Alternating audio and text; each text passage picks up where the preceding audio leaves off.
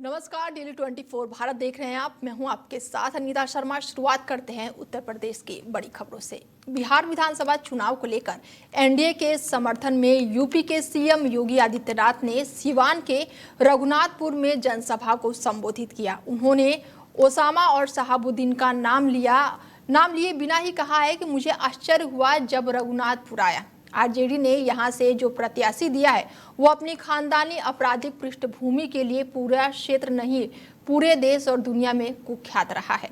योगी आदित्यनाथ ने कहा है कि नाम भी देखो ना, जैसा नाम वैसा काम। बहनों और भाइयों, इसलिए तो मैं कहता हूं कि यूपी के अंदर हमने एक बात कही कि अपराध और अपराधियों के प्रति जीरो टॉलरेंस, और जीरो टॉलरेंस के प्रति आप देख रहे होंगे कि आरजेडी और उनके लोग राम मंदिर का विरोध कर रहे हैं। सभा को संबोधित करते हुए सीएम योगी आदित्यनाथ ने आगे कहा है कि आरजेडी ने राम मंदिर के रथ को रोकने का पाप किया था। यूपी में समाजवादी पार्टी राम भक्तों पर गोलियां चलाती है। सीएम योगी आदित्यनाथ ने विपक्ष पर हमला बोलते हुए कहा कि जब भी इन्हें अवसर मिला, एक ने बिहार और एक ने यूपी के अंदर नौजवानों के सामने पहचान का संकट खड़ा किया है, लेकिन डबल इंजन की सरकार अब पहचान के संकट के लिए मोहताज नहीं है। हर बिहारी आज अपने गौरव के साथ सीना तान कर देश और दुनिया के अंदर जाते हैं और अपनी पहचान को प्रस्तुत करते हैं। और इस दौरान उन्होंने क्या कुछ कहा है, चलिए आपको सुनवाते हैं। मुझे आश्चर्य हुआ जब मैं रघुनाथपुर में आया, और रघुनाथपुर में आकर के मैंने देखा कि आरजेडी ने यहां से जो प्रत्याशी दिया है वो अपनी खानदानी आपराधिक पृष्ठभूमि के लिए इस पूरे क्षेत्र नहीं देश और दुनिया में कुख्यात रहा है। नाम भी देखो ना, जैसा नाम वैसा काम, जैसा नाम वैसा काम। और बहनों और भाइयों, इसीलिए तो मैं कहता हूं, हमने यूपी के अंदर एक बात कही कि भाई देखो, अपराध और अपराधियों के प्रति जीरो टॉलरेंस, और जीरो टॉलरेंस के तहत आज आप देख रहे होंगे आरजेडी और उनके लोग आज भी अयोध्या में श्री राम जन्मभूमि पर भगवान राम के मंदिर का विरोध कर रहे हैं। सीतामढ़ी और उसके आसपास के क्षेत्र में मां जानकी के भव्य मंदिर के निर्माण और कॉरिडोर के विकास के लिए किए जाने वाले कार्य का विरोध कर रहे हैं। ये आरजेडी के लोगों को बताना चाहिए,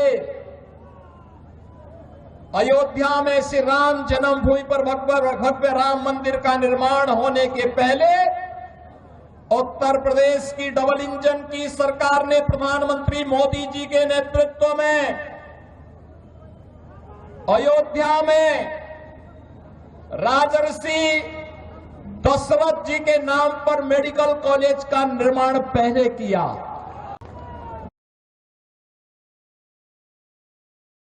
बहुजन समाज पार्टी प्रमुख मायावती ने मुस्लिम समुदाय से अपील की कि वो एकजुट होकर चुनाव में बीजेपी की विनाशकारी राजनीति को हराने के लिए समाजवादी पार्टी और कांग्रेस के बजाय उनकी पार्टी का समर्थन करें। उन्होंने कहा कि मुसलमानों ने सपा और कांग्रेस को वोट दिया, लेकिन दोनों पार्टियां बीजेपी को हराने में नाकाम रही हैं। इसके साथ ही उन्होंने बड़ा बयान दिया। बसपा प्रमुख ने अपना यह बयान मुस्लिम समाज भाईचारा संगठन को एक बैठक के दौरान दिया है। उन्होंने कहा कि 2022 के विधानसभा चुनाव और पहले के कई चुनाव से यह साफ हो गया है कि मुसलमानों का समर्थन मिलने के बावजूद सपा और कांग्रेस बीजेपी को हराने में नाकाम रहे हैं। उन्होंने कहा कि इसका उल्टा बसपा ने समिति मुस्लिम समर्थन के बावजूद भी बीजेपी को हराया था और 2007 में राज्य में बहुमत की सरकार बनाई थी।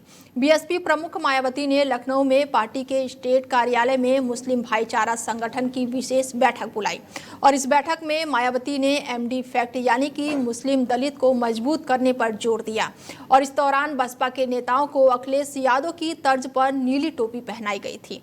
उन्होंने नीली टोपी पहने हुए दर्जनों बसपा नेताओं को मंच पर बुलाया और खुद भी नीली टोपी पहनी। बसपा का ये कदम मुस्लिम और ओबीसी समुदाय के बीच संवाद और जुड़ाव को गहराने की कोशिश के रूप में अब देखा जा रहा है। पार्टी मानती है कि भाईचारा कमेटियों के माध्यम से जमीनी स्तर पर संपर्क बढ़ाकर 2027 के चुनावी समीकरणों में फिर से अपनी स्थिति मजबूत की जा सकती है। तो वहीं 1 नवंबर को होने वाली अगली बैठक में ओबीसी भाईचारा कमेटियों के विस्तार पर मंथन होगा। भारतीय किसान यूनियन के राष्ट्रीय प्रवक्ता राकेश टिकैत ने एक बार फिर गन्ना मूल्य को लेकर सरकार पर जमकर निशाना साधा है। उन्होंने कहा कि जिस हिसाब से देश में खाद, डीजल और अन्य चीजों के दाम बढ़ते हैं, उस हिसाब से गन्ने का रेट बेहद कम है। टिकैत ने कहा है कि सरकार ने गन्ने का दाम केवल 30 रुपए बढ़ाया है, लेकिन महंगाई के मुकाबले ये बढ़ोतरी बिल्कुल नहीं है। जो किसान बड़े हैं उनका तो इससे भी नुकसान हो रहा है। उन्होंने मांग की है कि 2027 के चुनाव से पहले गन्ने के भाव 450 प्रति क्विंटल किए जाएं। टिकैत ने कहा है कि जब सरकार खुद 400 रुपए बढ़ाने की बात करती थी तो अब उसे 10 रुपए और बढ़ाने में क्या दिक्कत है। उन्होंने तंज कसते हुए कहा है कि योगी जी की चर्चा चल रही है कि वो केंद्र में गृह मंत्री बनने जा रहे हैं, तो जाने से पहले गन्ने के रेट में 50 रुपए और बढ़ा दे। सरकार समर्थकों किसान संगठनों पर बोलते हुए टिकैत ने कहा है कि वो संगठन सरकारी है, किसानों की असली आवाज नहीं।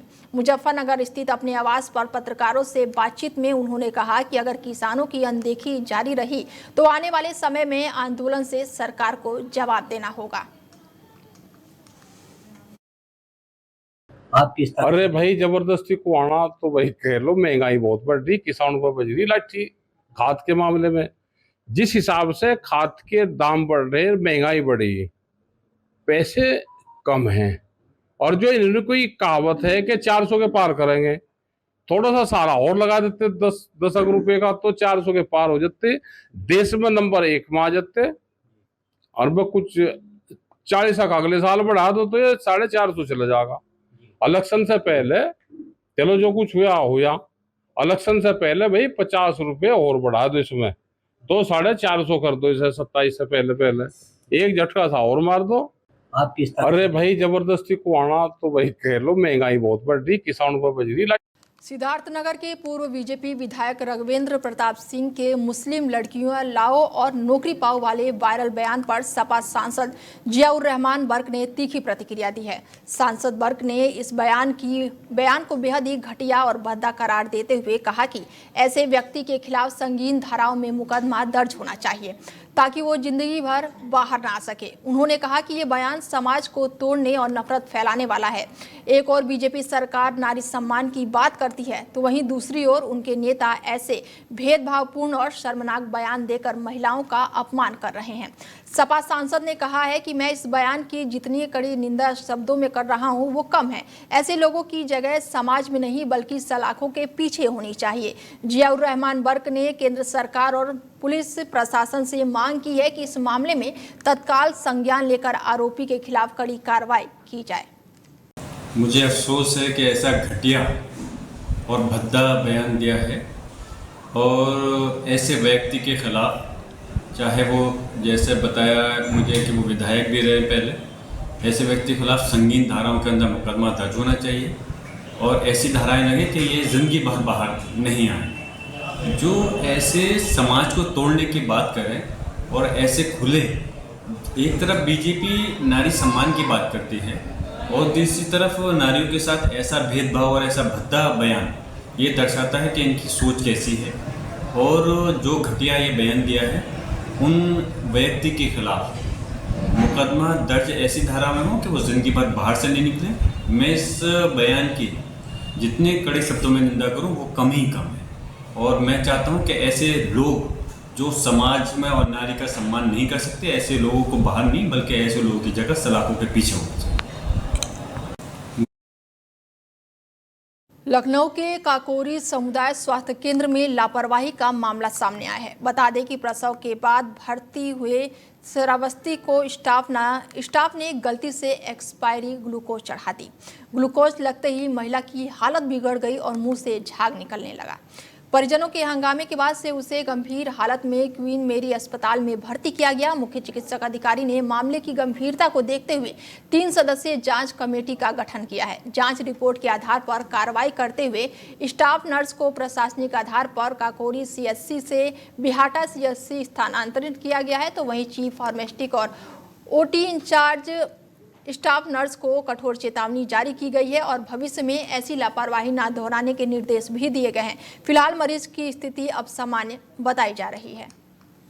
खबर यूपी के संभल से है, जहां पर राजपुरा स्थित डीएसएम शुगर मिल और साथ ही क्षेत्र के शुगर मिल पर सुबह आयकर विभाग की बड़ी छापेमारी देखने को मिली है और करीब 100 अधिकारियों की टीम 60 से 70 गाड़ियों के काफिले में पहुंचकर दोनों गन्ना मिलों के यूनिटों में इनकम टैक्स चोरी की जांच शुरू की। अचानक हुई कार्रवाई से इलाके में हड़कंप मच गया है। सुरक्षा व्यवस्था के मद्देनजर भारी पुलिस बल और पीएससी जवानों की तैनाती की गई है। फैक्ट्री परिसर में किसी भी व्यक्ति के आने जाने पर फिलहाल रोक लगा दी गई है। आयकर विभाग की टीम सुबह करीब 7 बजे छापेमारी के लिए दोनों यूनिटों में पहुंची थी और वहीं इलाके में अब हड़कंप मचा हुआ है। खबर यूपी के कानपुर देहात से है, जहां पर पुलिस ने अपहरण और हत्या के आरोपी शातिर अपराधी को मुठभेड़ के बाद गिरफ्तार कर लिया है। आरोपी पर पहले से चोरी और गैंगस्टर एक्ट सहित कई गंभीर मुकदमे दर्ज थे।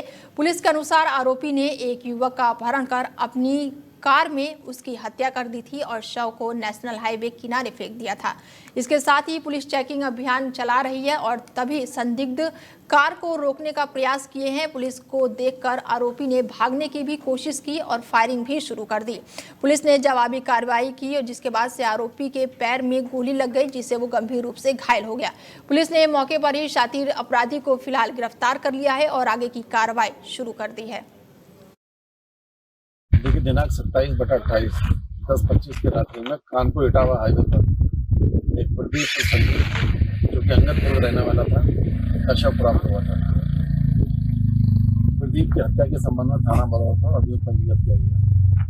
उक्त अभियोग में नामित तथा वांछित अभियुक्त ऋषि जो कि अंगदपुर का रहने वाला है के द्वारा इस घटना में प्रयुक्त वैगन आरटीओ से आने की सूचना थानाध्यक्ष बरौर को गश्त के दौरान दी। इस सूचना पर थानाध्यक्ष बरौर द्वारा चेकिंग प्रारंभ की गई कि कुछ ही देर में अभियुक्त ऋषि अपनी वैगन आर के साथ आता दिखाई दिया। अपने आप को पुलिस से घिरा हुआ देखकर उसने गाड़ी रोककर उतर कर भागने का प्रयास किया तथा पुलिस पर जानलेवा हमला करते हुए फायरिंग शुरू कर दी। पुलिस द्वारा आत्मसुरक्षा जवाबी फायरिंग की गई, जिसमें ऋषि घायल हो गया। खबर यूपी के अमेठी से है, जहां पर तेज रफ्तार का कहर एक बार फिर से देखने को मिला है। जहां पर कमरौली रेलवे क्रॉसिंग के पास लखनऊ वाराणसी नेशनल हाईवे पर एक बोलेरो ने चलती ट्रक में पीछे से जोरदार टक्कर मार दी है, जिससे मौके पर ही एक युवक की मौत हो गई और 3 लोग गंभीर रूप से घायल हो गए।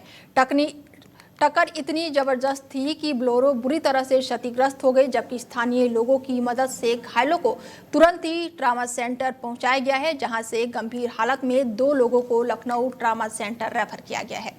घटना की जानकारी मिलते ही कमरौली थाना पुलिस मौके पर पहुंची और राहत और बचाव कार्य में जुट गई। बता दें कि खबर यूपी के अमेठी से है, जहां पर तेज रफ्तार का कहर देखने को मिला है और बोलेरो और ट्रक में ये जोरदार टक्कर हुई है और इस हादसे में एक युवक की मौत हो गई है, जबकि 3 लोग गंभीर रूप से घायल बताए जा रहे हैं। बोलेरो और ट्रक की टक्कर इतनी तेज थी कि बोलेरो के पूरी तरह से परखच्चे उड़ गए हैं, तो वहीं घायलों को स्वास्थ्य केंद्र में पुलिस ने भर्ती कराया है और आगे की कार्रवाई अब शुरू कर दी गई है।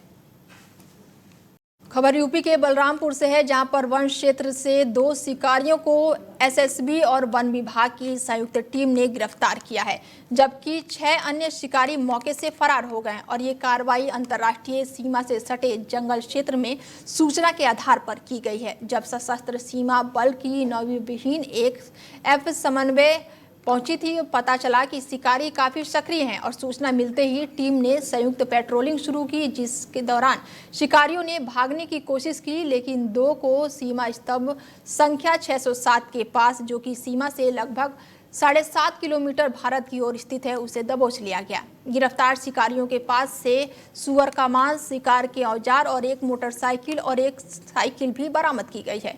वन विभाग ने दोनों आरोपियों और साथ ही फरार 6 शिकारियों के खिलाफ वन जीवन संरक्षण अधिनियम के तहत गंभीर धाराओं में मुकदमा दर्ज कर लिया है। गिरफ्तार आरोपियों की पहचान राकेश कुमार पासवान वंशी और साथ ही बलरामपुर जनपद निवासी के रूप में हुई है। तो वहीं अब लगातार धरपकड़ जारी है। खबर यूपी के मुजफ्फरनगर से है। जनपद में कांग्रेस सांसद इमरान मसूद का पुतला जलाने के दौरान हिंद मजदूर किसान समिति के कार्यकर्ताओं और पुलिस के बीच झड़प का मामला सामने आया है। पुलिस ने पुतला छीनने का प्रयास किया, जिसके बाद से दोनों पक्षों में धक्का मुक्की हुई और ये विरोध प्रदर्शन सांसद इमरान मसूद द्वारा कुछ दिन पहले भगत सिंह की तुलना हमास से करने के बाद हो रही है। उनके इस बयान के बाद से देश भर में कड़ा विरोध भी किया जा रहा है। नगर के महावीर चौक पर हिंद मजदूर किसान समिति के कई कार्यकर्ता एकत्र हुए और इमरान मसूद का पुतला जलाने का प्रयास किया गया और इस दौरान पुलिस और कार्यकर्ताओं के बीच पुतले को लेकर जमकर छीना झपटी भी हुई है। कार्यकर्ताओं ने इमरान मसूद के खिलाफ जमकर नारेबाजी की और उन्हें चेतावनी दी कि यदि वो माफी नहीं मांगते हैं तो उन्हें गंभीर परिणाम भुगतना होगा। समिति के प्रवक्ता ने बताया है कि सांसद मसूद ने अपने पद की गरिमा का ध्यान नहीं रखा है। उन्होंने कहा कि जनता इस बात से बेहद नाराज है कि इमरान मसूद ने भगत सिंह, सुखदेव और राजगुरु जैसे शहीदों की तुलना हमास से की है। इमरान मसूद को अपने इस बयान पर माफी मांगनी चाहिए। बता दें कि इमरान मसूद का पुतला फूंकने की कोशिश की गई, हालांकि पुलिस और कार्यकर्ताओं के बीच यहां पर जमकर झड़प हुई है। बता दें कि कुछ दिन पहले इमरान मसूद ने बड़ा बयान दिया था और उन्होंने शहीदों की तुलना हमास से करने की कोशिश की थी, जिसके बाद से अब जमकर विरोध प्रदर्शन देखने को मिल रहा है। पीलीभीत में तेज रफ्तार ने 3 जिंदगियां छीन ली है, जहां पर गजरौला थाना क्षेत्र के किसान इंटर कॉलेज के पास 2 ट्रकों और एक पिकअप में भीषण टक्कर हो गई। तेज रफ्तार डीसीएम ने पिकअप को जोरदार टक्कर मार दी, जिससे पिकअप अनियंत्रित होकर पलट गई और उसमें सवार 3 लोगों की मौके पर ही जान चली गई, जबकि ट्रक चालक गंभीर रूप से घायल होकर अस्पताल में भर्ती कराया गया है। हादसे के बाद से चालक वाहन छोड़कर फरार हो गया, जिससे सड़क पर लंबा जाम लग गया। सूचना मिलते ही पुलिस मौके पर पहुंची और राहत बचाव कार्य शुरू किया। साथ ही तीनों को शव को कब्जे में लेकर पोस्टमार्टम के लिए भेज दिया गया है। तो वहीं पुलिस अब आगे की कार्रवाई में जुट गई है। मुजफ्फरनगर की मंसूरपुर शुगर मिल पर ईडी की छापेमारी से हड़कंप मच गया है। प्रवक्ता निर्देशन यानी कि ईडी की टीम ने सुबह 6 बजे ये छापेमारी की है और इसके साथ ही इलाके में हड़कंप मचा हुआ है। टीम यूनिट हेड के कार्यालय में पूछताछ लगातार की जा रही है और मिल परिसर में किसी के आने जाने पर भी फिलहाल पाबंदी लगा दी गई है। बताया जा रहा है कि कल ही हवन पूजन के साथ इस साल की परोई क्षेत्र की शुरुआत की गई है और छापेमारी के दौरान ईडी टीम के साथ सुरक्षा के लिए सीआईएसएफ के जवान भी मौके पर मौजूद रहे। बिजनौर जिले के धामपुर चीनी मिल में आयकर विभाग की टीम ने अचानक से छापेमारी की बड़ी कार्रवाई की है। टीम के मिल परिसर में प्रवेश करते ही अधिकारियों और कर्मचारियों में हड़कंप मच गया। बताया जा रहा है कि कार्रवाई शुरू होने के बाद से चीनी मिल प्रशासन और कर्मचारियों के मोबाइल फोन स्विच ऑफ करा दिए गए हैं। जानकारी के अनुसार आयकर विभाग की टीम मिल के विभिन्न दफ्तरों और रिकॉर्ड रूम में जाँच कर रही है और इसके साथ ही मिल गेट पर सुरक्षा और भी ज्यादा बढ़ा दी गई है। ड्यूटी पर आने वाले कर्मचारियों को भी अंदर जाने की अनुमति नहीं दी गई। मीडिया कर्मियों ने जब मिल परिसर में जाकर स्थिति जानने की कोशिश की तो टीम में शामिल अधिकारियों ने उन्हें रोकने की कोशिश की और मोबाइल कब्जे में लेने का भी प्रयास किया। देखो, इसके बारे में हमें भी नहीं पता, मैं भी फील्ड में से आया हूँ। ये तो सक्षम अधिकारी बता सकते हैं, इनकम टैक्स वाले बता सकते हैं। नहीं सर, आप तो शुगर मिल से संबंधित हैं, आप तो मिल के अधिकारी हैं। मैं भी तो नहीं गया ना अभी अंदर। तो ये आपको अंदर जाने दे रहे हैं कि नहीं जाने दे रहे हैं? सर क्या हो सकता है ये? देखो, इसके बारे में योगी सरकार उत्तर प्रदेश को गड्ढा मुक्त बनाना चाहती है, लेकिन उत्तर प्रदेश के हमीरपुर क्षेत्र में लगातार इसका वीडियो वायरल हो रहा है, जो कि हमीरपुर के अधिकारियों और नेताओं पर विकास का वो तमाचा है जो कि विकास की पोल खोल रहा है। आज़ादी के 75 साल बाद भी जब देश विकास की राह पर दौड़ रहा है, तभी भी कुछ गांव ऐसे हैं जहां पर बुनियादी सुविधाओं का नामो निशान नहीं है। 23 साल की महिला को प्रसव पीड़ा शुरू हुई और एम्बुलेंस नहीं आई तो ससुर ने अपनी बहू को बैलगाड़ी पर लिटाया और कीचड़ भरे जंगली रास्ते से अस्पताल की ओर चल पड़ा। ग्रामीणों का कहना है कि सड़क निर्माण की मांग कई बार की गई है, लेकिन प्रशासन हर बार आश्वासन देकर चुप हो गया। हालात ऐसे हैं कि बरसात में गांव की पगडंडियां दलदल में बदल जाती है और एम्बुलेंस का पहुंचना नामुमकिन हो जाता है। मीडिया के माध्यम से यह बात संज्ञान में आई है कि मवदा ब्लॉक के ग्राम पंचायत छानी में एक मजरा है परसदा, जहाँ पे आवागमन के लिए सड़क की असुविधा है, सड़क की आवश्यकता है।